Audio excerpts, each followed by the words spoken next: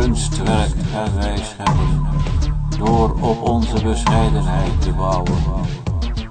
Gedachten zullen we in fantasieën dopen, opdat jij ze in jouw ogen kan aanschouwen.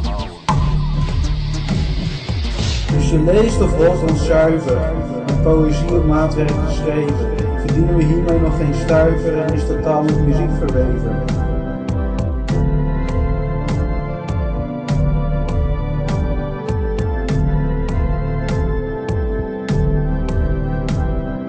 Ik moet zeer van iedere letter die ik grijp uit de zoete lucht, een lekkere chocoladespetter dolen in de huid van een passievrucht.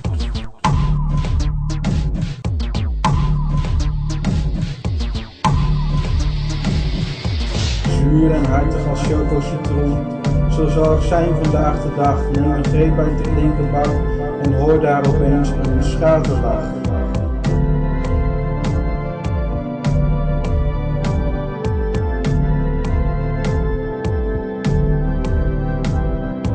Het is het nieuw geschapen beeld dat zichzelf in de spiegel bezit en kijkt verre van verveeld. Dat ben ik, zegt hij, een Piet in het wit.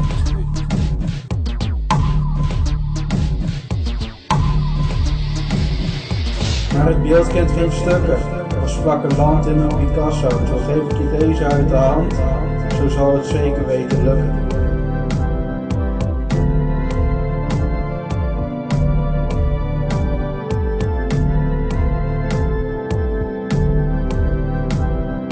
Ik kader deze Mondriaan, bazaal en enig in zijn soort. Doch verandert eeuwig voort, zonder in massa op te gaan.